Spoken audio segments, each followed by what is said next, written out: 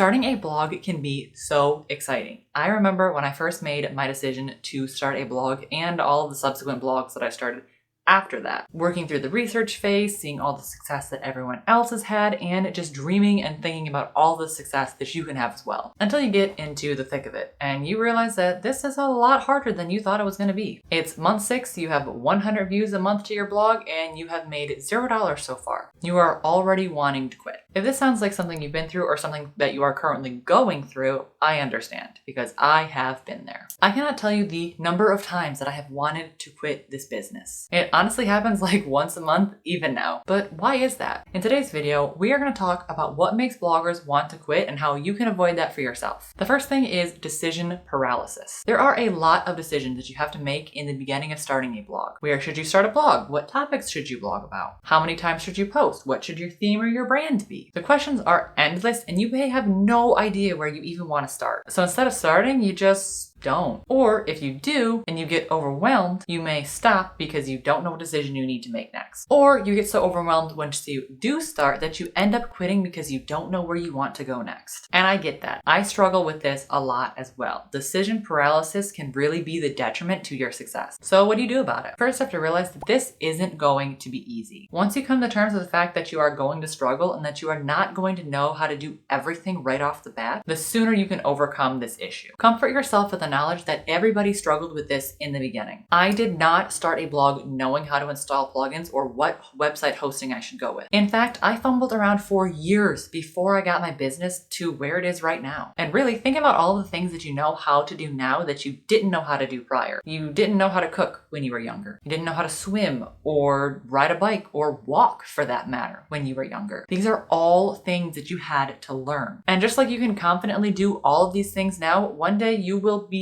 having the same confidence when it comes to blogging. The next thing is to create a to-do list. Now, I always hesitate to give out this advice, and I always make sure to tell people that when you are creating a to-do list, it is important not to get overwhelmed by how long that list actually is. Because I know how long a to-do list can get when you are just starting out with your blog because there is so much that you need to do. And looking at all of that may make it even more overwhelming to see all the things that you have down on that list. But it can also be helpful. Sometimes part of the issue is we have so many thoughts running around in our head and so many different things that we know that we need to do and we don't want to forget them, that we're constantly thinking about them and causing ourselves more anxiety over making these decisions because we are just constantly thinking about them. And sometimes putting that out on paper makes it a little bit easier because we have everything in front of us so we know we're not going to be forgetting anything. Or maybe once you write down that list, you will see that all the things you were thinking about turns out they're actually more doable than you thought that they were. So write down all of the things that you need to do. And remember that this is not a list that you need to finish in the next day, in the next few weeks, or maybe even in the next few months. This is just everything that you need to do to get your blog to where you want it to be. And if you've never done this before, setting up a blog or a website can be hard. Whether you look at yourself as someone who is good at technology or not, it doesn't really matter if you've never done something like this before. Setting up a site may be totally new territory for you. So it's natural that you're not going to know what to do when you first start. Do your best to research as much as you can and try not to get overwhelmed by the information that you learn either. There are so many tutorials online to teach you how to set up a blog, so take advantage of that knowledge so that you don't have to overwhelm yourself and quit before you even get your website set up. Or you may want to quit over the knowledge that you're not growing fast enough. There are a ton of people online that will tell you how they started their business and absolutely blew it up with no experience whatsoever. You may be reading income reports about how they started their blog and in 6 months they went full time, or how much money they made their first month blogging. Now, while these can be helpful, they can also be demotivating and discouraging if you're not seeing the results that you want. And sometimes we can have the same thing happen when we follow people on social media and see their success, knowing they are living out the dream that you so desperately want to be living. And I get it. I've been there. In many cases, I am still there, scrolling through social media and seeing all of these successful people and wondering why did they grow faster than I did. But at some point, you have to stop and realize that this is hurting you more than it is helping you. It may make you want to quit because you thought you can start a blog and then 6 months later quit your job. And while the proof is out there that it is possible, those people are generally the exception, not the rule. Blogging is not an easy thing to do. Making money online is not easy to do. It's possible, definitely. Definitely, but it's not easy. And if you find yourself poring over blog post after blog post about these different successful people and how they got success so quick online, you might need to take a step back from that. If you have to, unfollow people that you find yourself comparing yourself to.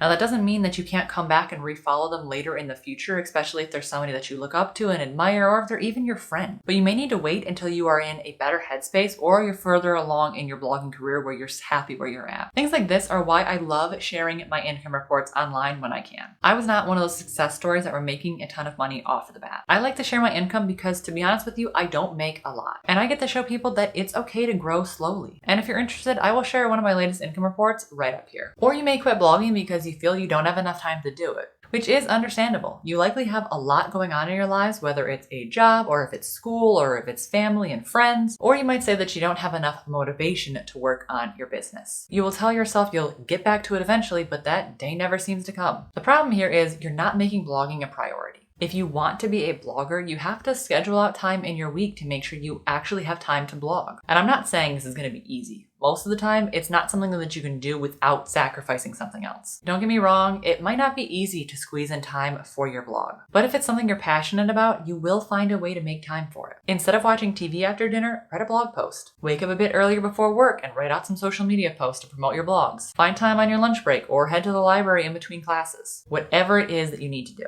And you also really have to stop waiting until you feel motivated to work. If you do that, you may be waiting a long time. Motivation will come and go. Some days you might not feel extremely excited to work. You may be tired and have to sacrifice a bit of sleep, or you may have to say no to drinks with your friends. If you only wait until you're motivated to work, you may be waiting a while. When motivation leaves, that's when dedication and determination have to step in and help. And now we get to the big one, the hardest thing to overcome, and the one thing that is likely stopping you from going all in and really leaning into this business: self-doubt.